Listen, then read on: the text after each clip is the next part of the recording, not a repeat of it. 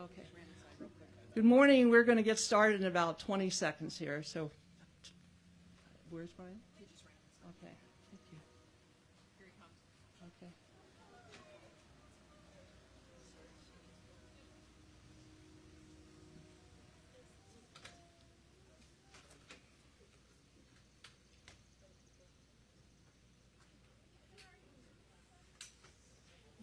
You can hear a second? I'll let you go back to the other room. Do we have everybody here? Is she set up? Let them have a sec. 3, 2, 1. Okay.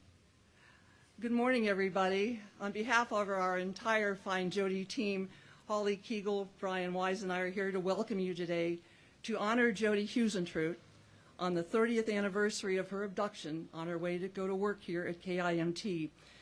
And FindJodi's J. Alberio was here with me last summer, but unfortunately he passed away just 5 months later, still working from his hospital bed just weeks before he passed away, and we dearly miss him. So many lives were forever changed 30 years ago this morning. That day, someone stopped Jodi from going to work, stopped her from continuing her life after just 27 short years. But he'll never stop us at FindJodi from continuing to look for him, continue to keep Jodi visible, and we want him to know we're not going anywhere. This morning we'll hear from some of Jodi's closest friends and colleagues. They will share their stories, and it's a very difficult day, obviously, but in their grief they will share some of their anecdotes. They'll be honest about some of the pain they've gone through, and I just hope collectively we can get through this all together. We will also hear from the Mason City Police Chief, Jeff Brinkley, who will address the crowd about what do we need now? What do we need so we're not here a year from now doing this again? So we appreciate your joining us as well. We're going to begin with a statement from Jodi's family. Katie, the family is very grateful for all of you gathered here today. It's obviously too difficult to be here in person, but they have a message we want to start with. Katie? It's hard to fully comprehend that it has now been 30 years since our dear Jodi was so senselessly taken from us. 30 years since we last saw her smile, heard her infectious laugh, or had a chance to hug her and tell her how much we love her. 30 years of her not being here with us to share in milestone events and make memories together. 30 years of pure anguish and torture dealing with the loss of our Jodi and trying to find answers to what happened to her 30 years ago today. Jodi lived her life as an optimist, and she had a great passion for living life to the fullest. She was a bright light who made the world around her better just by being in it. Her kindness and heart were unmatched, and she had an innate ability to make those she met feel seen, heard, and valued. She had such a bright future ahead of her, and she should be here now, living out her dreams. Our sincerest gratitude to all who have worked tirelessly on Jodi's case and continue to do so, including law enforcement and FindJodi. We will never be able to say thank you enough, and we wholeheartedly appreciate your dedication to finding Jodi and solving her case. To all of Jodi's friends, a huge thank you for the love and support you have provided us over the last 30 years. From interviews to establishing a foundation in Jodi's name, you have been our support system on this journey, and we are eternally grateful to all of you for your encouragement and for helping out whenever it was needed. Jodi always told us she had the most loyal friends, and you all have certainly proven her right. Finally, a big thank you to everyone who has shown up here today and all who have supported us and continue to have interest in Jodi, her story, and in seeing her case be resolved. Please know your interest and support mean the world to us. The pain and anguish felt by us and all who love Jodi are immeasurable. True peace will only be given to us when Jodi is found and justice is served to her. We know it's hard to have hope for resolution after so many years, but we still choose to hope that one day soon it will happen. Some days that choice is harder than others, but we will always choose hope and invite everyone else to join us in this. To anyone out there who has key information that could lead us to Jodi to help solve this case, we beg you, please come forward and not make us continue to wait for answers. 30 years is 30 years too long to wait for resolution. We implore you, if you know something, say something. Help us finally bring Jodi home. Thank you.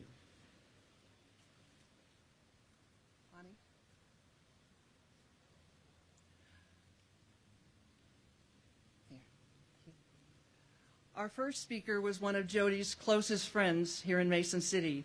Ani Cruz and Jodi spent the weekend before Jodi's abduction on a water skiing trip with friends. 2 days later, Jodi was gone. Ani's going to joining us with some of her journey, what she's dealt with, and some of her fond memories of Jodi. Thank you. Thank you. So I met Jodi when she was young and she was covering our American Heart Association golf tournament. Here she was, this bright, blonde-haired, lovely lady, walking across the course, lugging big camera gear, similar to what some of you gentlemen have here. We clicked instantly, and I'm a little bit short, and it was as if we had known each other forever. Her smile lit up a room, her laugh was contagious, and she was kind to everyone she met, any age group. From that point on, Jodi would call me at 9 a.m. and ask what we were going to do that evening, and we'd make our evening plans. Two young women in a newer town, finding our place and our people together. We enjoyed riding our bikes from Mason City to Clear Lake, around the lake, and back to Mason City. We boated, we skied. Well, she skied. I was terrible, and she was great at it. She was an amazing skier. And we tracked down every half-price appetizer in town because we weren't making much money at that time, so that was dinner. We had a lot of fun doing that. Jodi also served as the secretary and communications chair of our Cerro Gordo County unit of the American Heart Association. We have a former board member here, I see. I'd come into the office and find in the small left drawer these blimpy napkins, and there would be notes of encouragement or just fun notes that she had left. Cheese trio was her favorite sandwich, by the way. Who eats cheese and vegetables? She did. But it was always fun finding those notes. She emceed events when I needed someone dependable, and she never hesitated to jump in. She joined me for fundraisers, and I returned the favor when she had things for work. I was sometimes her plus one. We showed up for each other, and that was just what we did. I'll never forget her surprise birthday party. She thought it was just the two of us for a meal, and we ate at the waterfront. And she really didn't want to go to Sully's afterwards. I encouraged her and said, there's a few people, just a couple people that we're going to meet, so we need to go there. So reluctantly, she agreed to go to her own party, and we were late, I might add. As she went down, there's like a landing there.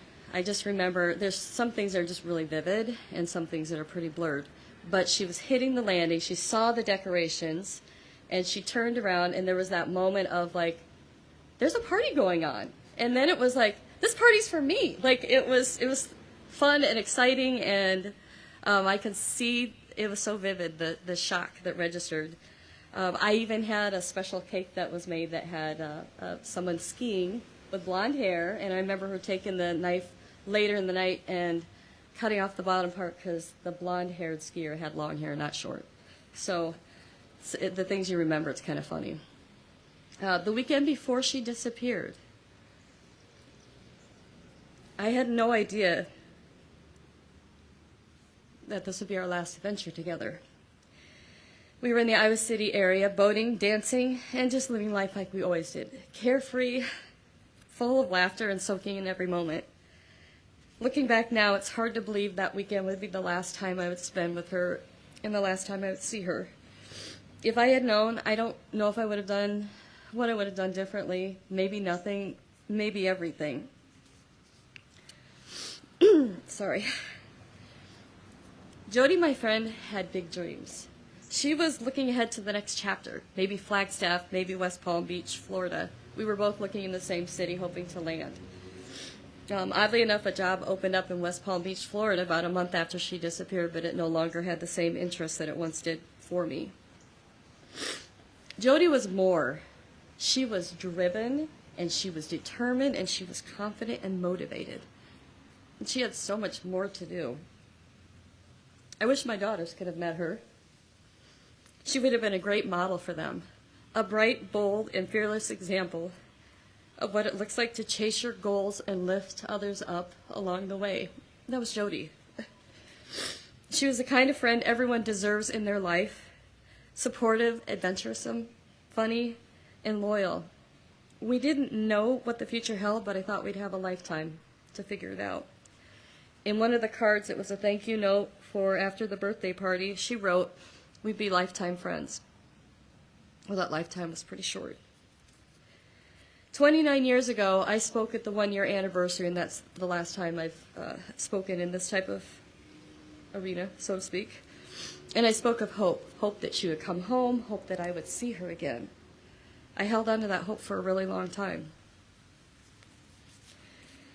Today, on the 30th anniversary of her disappearance, I carry gratitude for the time that I had, the memories I shared, the friendship that has stayed, the memories have stayed sharp even through the years, have blurred around them. But today, I carry something else, a deep need for answers, for truth and for closure. Jodi deserves that. Jodi's family deserves that. And each and every one of us who love Jodi and miss her daily, we all deserve it. So while I stand here grateful for the time I had with Jodi, I also stand here restless. I want peace and I want justice. And I want the world to remember that her story is not over until we have both of those. Until then, I'll keep remembering her laugh, her spirit, her friendship. We'll be grateful for that. And I'll keep hoping for answers, not just for me, but for everyone who loved her. Thank you. Thank you, Annie. Imagine having a friend and coworker suddenly go missing and then having to report on it night after night, going before a camera, producing newscasts. Well, that's what's happened 30 years ago today to the staff here at KIMT, where Jodi was supposed to be working that day. If you could join me now, Robin, Pete, Amy, Doug. Thank you. Nothing you learn in journalism school can prepare you for what they went through that summer in 1995. And I'd like to start with Robin, who was another very close friend of Jodi's and had to go on the camera, I believe that evening, and share the news. And you could speak. Thank you. Thank you. Hello, everyone. I don't come back to these very often. I've been to a couple, I think, and it's just wonderful to see a lovely turnout like this. I'll never forget, I got a phone call that morning at around 7:30, and it was from the Mason City Police Department, and they asked me if I had seen Jodi. And I said, well, no, she's at work, and I had just woken up after working the evening shift. And I said, no, she's at work. And they said, well, she didn't show up for work. And immediately I knew something was wrong because she always shows up for work. And I came right into the station, and we discovered that a lot of her personal effects were scattered around her car. So right there and then we knew it wasn't good, but we still held out hope. And it's amazing, after 30 years, I still have hope that we're going to find her. So many people are committed to this, and I just want to commend Caroline Lowe. I mean, she just spearheads so much of this along with the FindJodi team. And believe it or not, she and I have talked for years and years and years, but this is the first time we've ever met. So it's really wonderful for me to meet her. Jodi, Ani said everything. It's so interesting because I was going to just kind of ad lib because I read a prompter every night. I decided I'm not going to do anything scripted. I'm just going to free spirit. And sometimes that can get a little loosey-goosey. So I'll be careful. But Jodi and I always had so much fun together. And my sister and another dear friend of ours are both here. We would go up to Rochester. We would leave on weekends and we would go visit Wendy and Kim, and we would go out. We loved the nightlife in Rochester and in the Twin Cities. And we just so thought of each other as sisters. She was always my little sister, and I was rather protective of her. And we just all both had the same dreams of becoming successful national newscasters. And there was never a threat. There was always just admiration and respect for each other. And it was such a beautiful thing. Hi, Mary. And so when she went missing, it was so ironic to me. And again, having to report the news every night, it felt like I was betraying Jodi, because I was on the desk talking as a newscaster, and yet my emotions inside were that of a dear friend. And today I look back and I don't know how I did it. It's just amazing. But yeah, when I looked up at the monitor in this studio, there were 3 national television stations up, because that's about how many we had back then. And Jodi's picture was on every single one of them. And I thought to myself, this is not what she meant about making national TV. But there she was. So, yeah, she's an amazing human being. She had such a huge heart. She brought such light and laughter into every space she entered. She didn't know a stranger. If she did, it lasted about 2 minutes, and they became instant friends. We clicked immediately. Sounds like Ani clicked immediately with her. And she was just such a light. And I interviewed her sister Joanne shortly after her abduction, and something that really stuck with me, and it's a word that comes up a lot when Jodi is discussed, and Joanne, grief-stricken of course, said she's our sunshine. She was our sunshine. And I think that speaks to the light that she brought to every space, to every person, every life. And I'm just so grateful, like Ani, that I had the chance to spend a little bit of my life with her. And we always said that we would too be forever friends. And to me, that will last as long as I'm on this earth. She will always be my friend. And the legacy that she leaves behind is what exists in all of us who knew and love her. So I certainly hope that we all continue to carry on that legacy and keep fighting for answers and do what we can to support the FindJodi team, because they're so incredible. And just keep her hope alive, because I believe we will find her.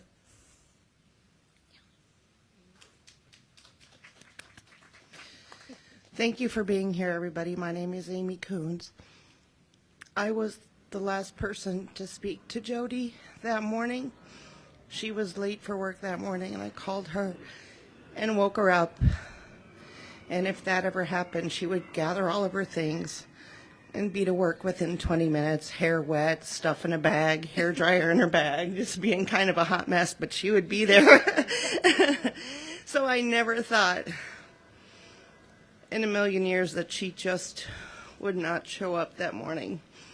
And honestly, we couldn't sit in black, so I had to just do the job of 2 people. And I just kind of went on automatic pilot, and I just couldn't think about it.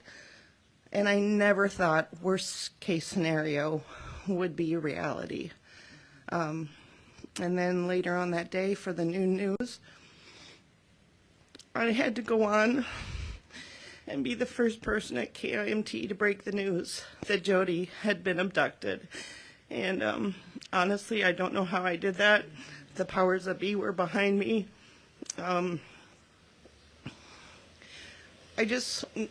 Caroline and I have talked at length about the spider web, the ripple effect of Jodi's disappearance. There were those of us that knew her and loved her and worked with her. There was her family. And there were all of you, people who are going to be watching this tonight, who felt like they knew her because she was in everybody's homes every single morning. So that ripple effect is huge. It doesn't just affect me as the last person to speak to her. It doesn't just affect Robin, one of her really dear friends. It affects all of these people here that I worked with and love and cherish from KIMT. And just lately I've had some pretty deep thoughts. Yes, I've gotten older and fatter and wiser and happy. And sometimes I get down on myself for that. But I'm grateful because I have that chance. Jodi never got that chance. to live her life and get to be 55, 56, 57 years old. She never got that chance. So I plead for all of us to just be thankful and grateful for every day that we have. Live every day to the fullest, because you never know when it's going to be your last. And honestly, thank you so much to all of you for being here today. It means the world. Thank you.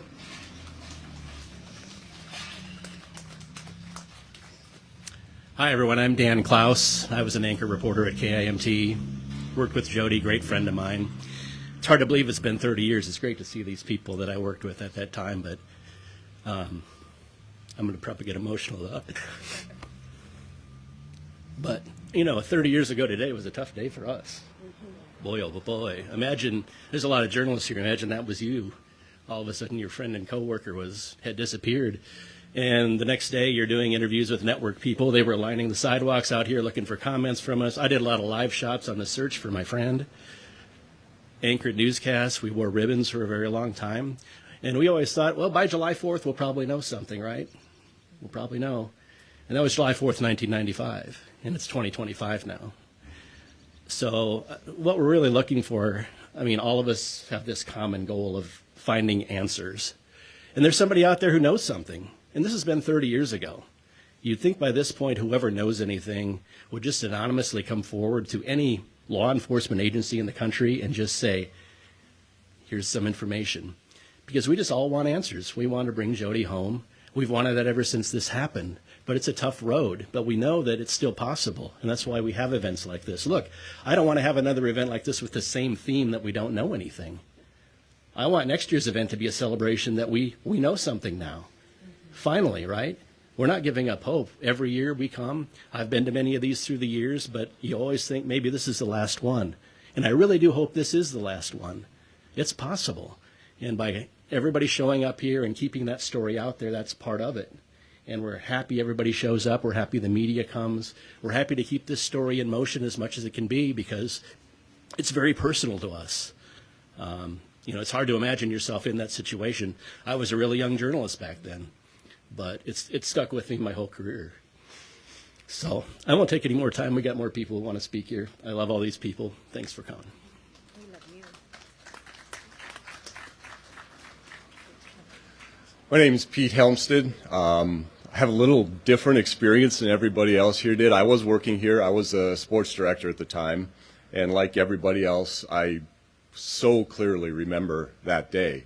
But the strange part about it was my friend and coworker in the sports department and I were scheduled to go to Minneapolis that day and cover the Twins on a Tuesday night, cover them on a Wednesday during a day game, getting close to the All-Star break. We had stuff that we could use. Well, of course, we were going to get ready and totally cancel that trip. But rightfully so, our news director, Doug Murbach, said, no, you guys go. This is what we're planning. We're going to keep normalcy where we can.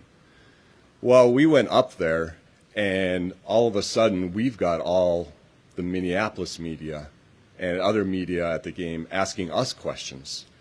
And what do you know? And Bob Bradovich and I in the press box, every third inning or so, would go find a payphone and call the 1-800 number, see if there's anything going on. Well, we came back, and to make things even a little more strange for me, that next day I was leaving on vacation to a family cabin in northern Minnesota. This was before cell phones. This is a cabin. There's no phone in it. So every day I would drive about 8 miles to the local lake store a couple times a day and talk to Dan. He was doing some of the reporting and anchoring, trying to find information. And then when we did come home a few days later, I'll never forget getting into the viewing area and starting to see ribbons and posters. And it just all of a sudden became so real again. Like I mentioned, I was doing sports at the time. Jodi and I worked completely opposite shifts, but there were times where I'd come in at 2 and Jodi'd be hanging around to talk with Robin. We were all around the same age, so a lot of times on weekends we'd get together, groups of us. Dan was definitely involved, and have a lot of fun. And Jodi was always laughing, always happy. Jodi's, I believe it was her first weekend here. We had a group of us that would go play volleyball, sometimes basketball, in local communities and help raise money. And I think it was Jodi's first weekend here. We had an event, and she ended up in the car with me and a couple other people. And it was just amazing. She just fit in, just like that, all the time. She was always the crowd favorite at these events. And I mentioned this to Caroline earlier this week, that one of the main things I remember about Jodi is we were talking one time, and she was going to miss an evening event because she had to be up early in the morning. And she looked at me and she said, I just hate this because I feel like I'm missing out on so much life. And that was Jodi. She did not want to miss out on anything. When people make the connection that I used to work here, it doesn't matter where they're from. It could be in Florida, it could be in North Dakota, it could be in Arizona. You can just see the wheels turn. And they asked me, did you know Jodi Huisentruit? And I said, yeah, I did. And all the time, you can just, they see from the news coverage how fun she was and how good of a person she was. And they always ask me, do you think this will ever be solved? And I say, without a doubt, I know it will be solved. And I'm just going to echo what everybody else has said. If you know something, please just say something.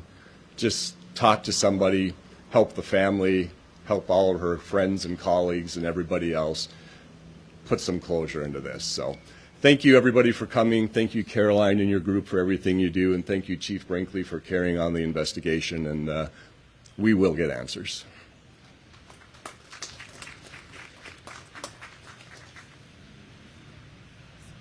Hi, my name is Doug Murbach. I was news director, Jodi's boss when she worked here. I hired her and brought her to KIMT to become the morning and noon anchor.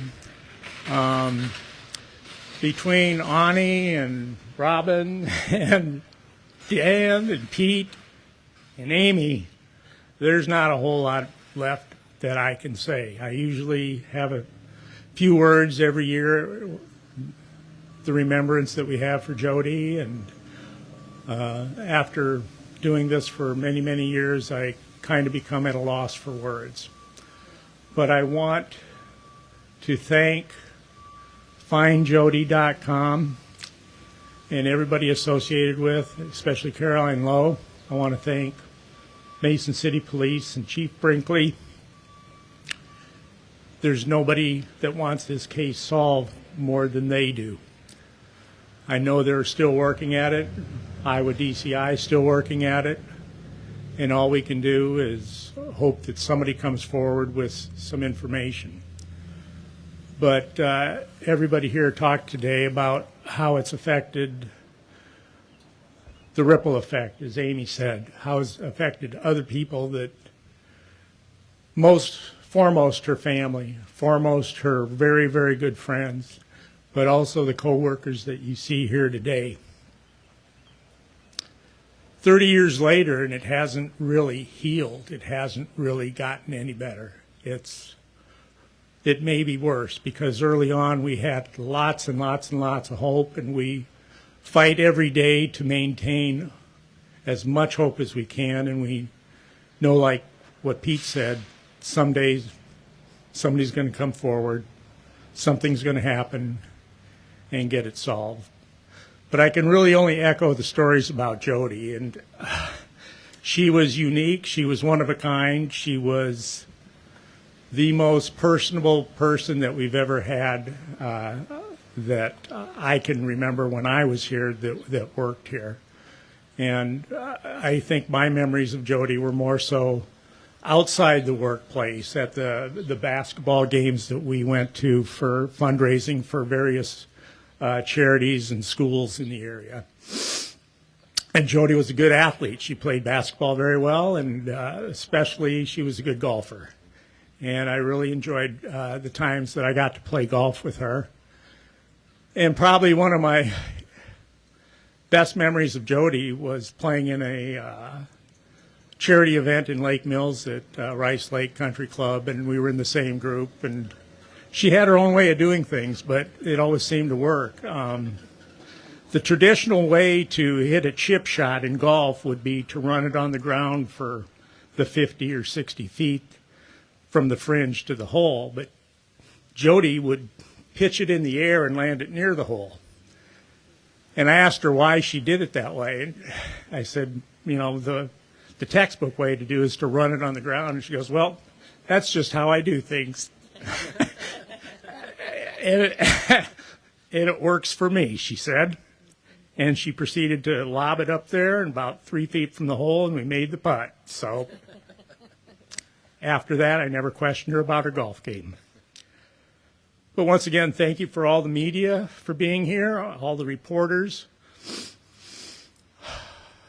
Without you, Jodi's story might flounder and disappear. So it's just an opportunity to say thank you to all of you, and please keep Jodi's memory alive and her hope alive. Thank you.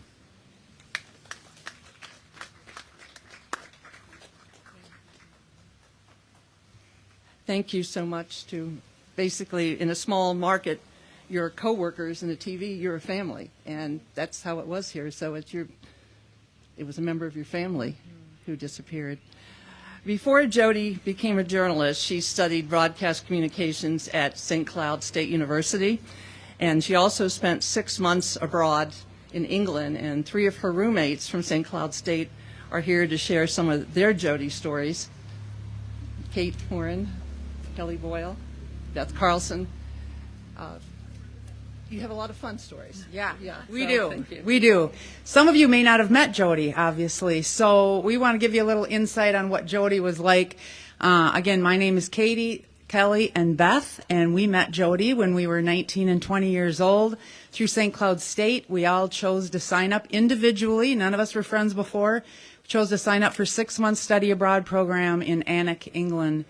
And to say everyone's been telling you that Jodi is a sunshine, she was. I mean, we had some big personalities on that team of 65 people all studying together, and Jodi was a bright light. We all have very funny and adventure stories about Jodi, so we're going to share some of those with you. One of mine was she had her confidence. She had confidence whether she should have confidence or not. And when I said, I think I need a perm. It was 1987, of course. I think I need a perm, but I can't afford a perm. Jodi's like, well, I can give you a perm. I'm like, have you ever done that? You bet I have. I do not think that she ever had. So I went out and bought the stuff, and she gave me the worst perm of my life, but we had so much fun, and you would have never known because of her confidence that she's doing it. And I ended up having to then pay extra to get all my hair cut off and get that horrible perm taken care of. But again, doing anything with Jodi was nothing but a pleasure. So here are some other fun stories from Jodi.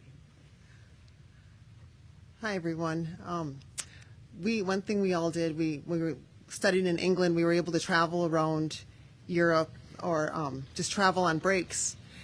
And we all traveled, and we've all said, like, we've all traveled, but somehow Jodi saw more than any of us. She was, I mean, like Ani just knew her so well, and her friends here, she was just like, she loved life. She just, every day she loved life, and she just wanted an adventure, and she just had so many goals. And, but anyway, so traveling around Europe, she just saw more than anyone, and she tracked down relatives in Amsterdam, right? She went and she just like found relatives that she never met, and she found them in Amsterdam and got to know them. They didn't even speak the same language, but they made this connection. And I remember we all traveled to Russia together. And Jodi, a typical Jodi, she was excited to go to Russia, and she wanted her mom and her aunt to have that same experience. So she flew them over to England, and then they were able to come to Russia with us, which was just a great experience for them. But so we were traveling in Russia, and it was cold, and it was Russia, and you couldn't read any of the signs. And I didn't even know, one night we went to the folk concert in Russia, and then afterwards Jodi and I went doing something. I don't even remember what we were doing, but we got lost, and we were trying to get back to our hotel, and it was late, and we were lost in the subway system somewhere in Russia, and we couldn't read the signs, and everything was written in Russian, and it was I don't even know I honestly don't really remember how we got back to the hotel, but by the grace of God, we got back to the hotel. But I look back on that and it was just like, I don't know, it was just kind of it was a little scary at the time. It was a fond memory because we just kind of got through it all together. And Jodi just kind of made everything like that, just fun and adventurous. And one other thing we all did in Russia, we could trade things. So like Russian people loved American like denim jeans was one big thing. So we would all we all had like our little stash of stuff we were going to trade with the locals, and we all got like a few little things like the little lacquer boxes or, I don't know, like stackable dolls. Well, Jodi got like a ton of stuff. I don't even know how she got it all back. She just had so much stuff from Russia, and we all just laughed about that. How Jodi just came home with this huge cache of Russian goods, and anyway, Jodi just made everything fun, and I tell you what, an absolute blessing it was to have her in our lives. So we just want to have more memories, good memories of her, and we want you to know some of these good memories because she was more than, the missing TV news anchor from Mason City. She was just like everyone said, just pure sunshine and just a great, great person. So we love you, Jodi. Kelly forgot to mention that because of all the stuff she brought or traded, she divvied it out amongst us because she didn't want to get caught going through customs with all those fun things. But we're hearing the same stories over and over again about Jodi as far as like the adventurous. Someone mentioned, I don't think you used the word frugal, but Jodi was very, very frugal. And when we got back from England, our friendship continued, and I don't know, it's spring break. I think we were both seniors at St. Cloud State. And she's like, let's go to Florida. And I'm like, well, I don't have any money. She goes, well, it's $200. It was maybe $150, but we can do it for $200. I'm like, what do you mean? She said, well, take a bus to Florida? Gross. And then the hotel, we had 6 in a room, and when we got there, I'm like, well, what are we going to eat? How are we going to pay for all this? I think every night we ate I think it was a Tom Thumb at the time, and they had JoJo potatoes and rolls. What were those rolls called? Anyway, 2 for 50 cents. So I think we ate them for a week, and I have since chosen to eat any of that. And we did it. $200, Florida and back. What sticks out with Jodi is that I felt a personal connection. Every single person that knows Jodi felt like you were her best friend. And it was true, and it was sincere, and it was heartfelt. She loved everyone she met. She made them feel important. And that's why it's just so tragic. And it's time. It's time to close this story in Jodi's life. It's time to everyone get together to celebrate all those fun times that we had with her. So please, if you know something, say something, because we miss her dearly and we want this over. Thanks. Okay, one more story. So all of our England friends we're still very close today, and we have a constant conversation on WhatsApp. And so we told them all that we're going to be coming here and if we had any stories. And one of the favorite stories was from this picture. Oh, that's right. So this was our friend Amy's wedding, and Jodi and I were in the wedding, and I have no idea what led to it, but the dance floor cleared, and Jodi got up on a chair and sang Leader of the Pack. And I mean, everyone was mesmerized because she is a terrible singer. And she sang the whole thing, including the vroom, vroom. And she had the whole crowd going, and literally that was one of everyone's favorite memory of Jodi. Again, the confidence, the fun, there was nobody better than Jodi. So thank you so much for being here. Thank you to Carolyn Lowe. She's been amazing, drawing all the stories out from all of us. And thank you for all of you to continue to share this coverage. And thanks for listening and getting to know Jodi better.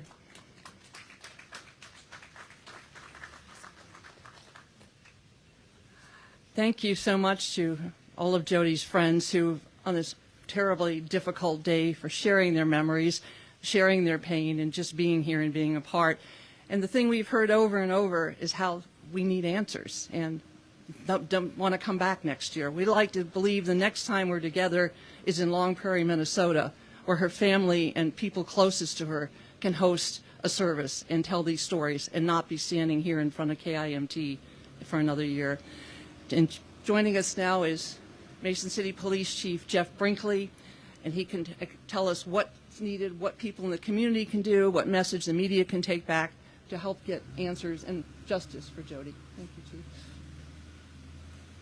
Yeah, thank you for the invitation, Caroline. I think I had a prepared statement, but I'm gonna ditch that in Robin Wolfram's spirit here today. I think you've all heard the stories here over the last several minutes about the impact that Jodi had on her friends, her family, her colleagues, and her community. And I think that that spirit is still alive and well here in Mason City today. And I think that that is the thing that really kind of helps to keep her story alive. And I appreciate you all sharing that as we have a chance to reflect here. I'm certain on a day 30 years later that nobody that responded to that scene that day thought would come. I think as we reflect on this, and I reflect on it, I was not employed. I was a rookie police officer when this happened in 1995. And I think that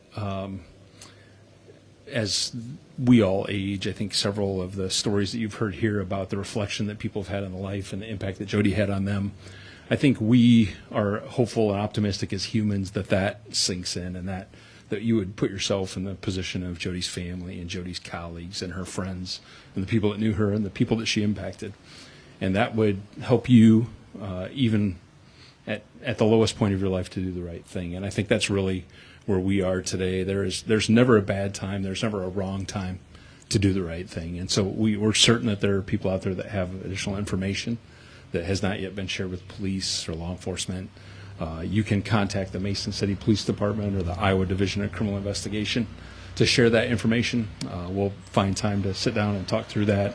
And we are committed to continuing to work all the information that comes in until we can figure out what it takes to close this case. And so I appreciate you being here. I appreciate you sharing this story and continue to help us bring justice for Jodi. Thank you. Thank you, Holly. As we wrap this up, we want to let the person who took Jodi know that we're not going to go away, we're not giving up, and we will continue to seek answers. We will also continue at FindJodi to do things to keep Jodi visible, and we encourage the community to do its part. And Holly, if you could share some of the suggestions. Sure. Thank you, everybody, for being here. It's amazing to see the turnout and to hear all the stories. And I went to Tom Thumb all the time, so that brought back memories for me. From us, we'll keep putting up billboards here in Mason City and posting updates on our website and social media until Jodi is found and can return home to Long Prairie, Minnesota, for a final goodbye with her loved ones. Community engagement is such a huge thing, and it means many different things to many different people. In addition to tips, community engagement is a key component to helping law enforcement solve crimes. As a former police officer, I quickly realized that the community was the eyes and ears of the police department. Frankly, they're out there every day. They see what goes on. They hear what goes on. They know who lives in the neighborhood, and they were key to helping us solve crimes. No one knows a neighborhood or a business or a city better than the citizens who live and work there. They witness and report crimes and suspicious activity. They report that to the police, they identify perpetrators, and they testify in court. There is nothing more effective than the partnership between law enforcement and the community. Other ways to engage, since knowledge is power, familiarize yourself with Jodi's case. Look back at historical events by shows, songs, things that happened in 1995 to bring you back to that time. If you were young or born after June 27th, 1995, talk to parents and grandparents, or try to remember any conversations they may have had while you were growing up. Something might click. All information is relevant. Do not hold back information that you think may be insignificant. It may be the piece that law enforcement needs to solve Jodi's case. Sorry. I'll get it here. I will end with this. To Jodi, your smile continues to light up the world. Your presence guides us to be kind. Your strength inspires us. Your hope keeps us going. To Jodi's family, friends, and work family, your pain drives us. Your questions push us to find answers. Your memories have forever touched our hearts. Your hope is our promise to never stop searching until Jodi comes home. I have way too many papers here, sorry.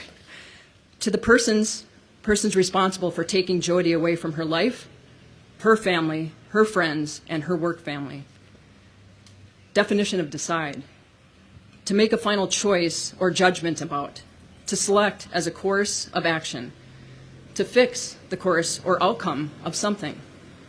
You decided what happened to Jodi 30 years ago, and you decided to hold that with you.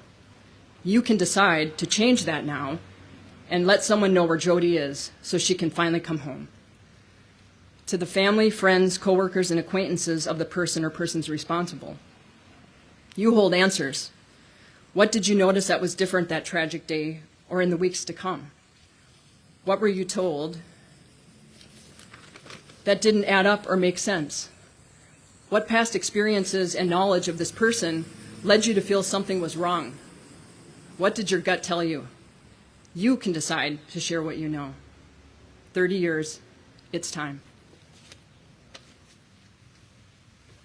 Thank you, Holly. I have a few thank yous here. First of all, to the media for being here. As we've said, we consider Jodi as part of our extended family. She was doing what you're doing. She was going to work, trying to go to work one morning, and she was stopped. So I want to thank the media for being here. I also want several people who have contributed. Joe Dexter, who printed, I believe, 600 copies of the flyer. Please take some of these flyers home with you. Put them in your community. Put them up in your newsrooms. Share them. Also want to thank Ashley Billings, our billboard rep, who's been so much more. Today there are 4 digital billboards up in Mason City. She can show you where they are. We have a new one in front of across from the airport, and we also, our old one is still up on Monroe. So take a look, get engaged, see something, share it. And finally, we want to play a song from Jodi's family's Facebook page. They've been collecting songs that weren't necessarily Jodi songs, but ones that the family feel reflect Jodi. The song we're going to play in a moment is called How You Live. The message is, it's not who you knew, it's not what you did, it's how you live. So if you can take a few minutes and listen to the music, come up and take a look at the photo board of the 27 years of memories that ended 30 years ago today. Thank you all for being here. 30 years, it's time.